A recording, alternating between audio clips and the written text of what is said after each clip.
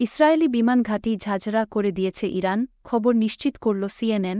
ইসরায়েলের সামরিক অবকাঠামো লক্ষ্য করে মঙ্গলবার রাতে ব্যাপক হামলা চালিয়েছে ইরান।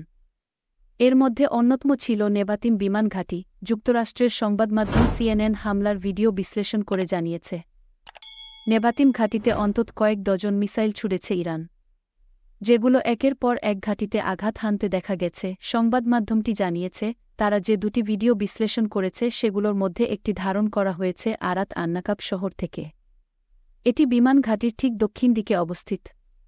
ভিডিওতে যেসব ভবন দেখা গেছে সেগুলোর সঙ্গে পুরনো ছবির সাদৃশ্যতা খুঁজে পেয়ে সিএনএন নিশ্চিত করেছে, ভিডিওটি ঘাঁটির পাশ থেকেই ধারণ করা হয়েছে।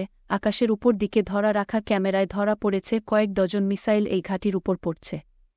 ওই সময় সেখানে সাইরেন বাজছিল। ওই সময় আরও দেখা যায়, মিসাইল ঠেকানোর একটি প্রতিরোধী মিসাইল ব্যাটারি থেকে ছুটছে ইসরায়েলি বাহিনী। এছাড়া ঘাঁটির কন্ট্রোল টাওয়ারও ভিডিওতে দেখা যাচ্ছিল। ঠিক তখনই ঘাঁটিতে মিসাইল পড়তে থাকে এবং সেগুলো বিস্ফোরিত হতে থাকে।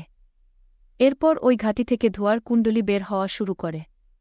তখনও ঘাঁটিতে একের পর এক মিসাইল পড়তে ও বিস্ফোরিত হতে থাকে। তবে ঘাঁটির কোনো অবকাঠামো লক্ষ্য করে এতগুলো মিসাইল ছোড়া হয়েছে সেটি রাতের অন্ধকারে বোঝা যায়নি বলে জানিয়েছে সিএনএন। তারা ইসরায়েলি প্রতিরক্ষা বাহিনীর আইডিএফ কাছে এ ব্যাপারে জানতে যোগাযোগ করলেও কোনো সাড়া পায়নি।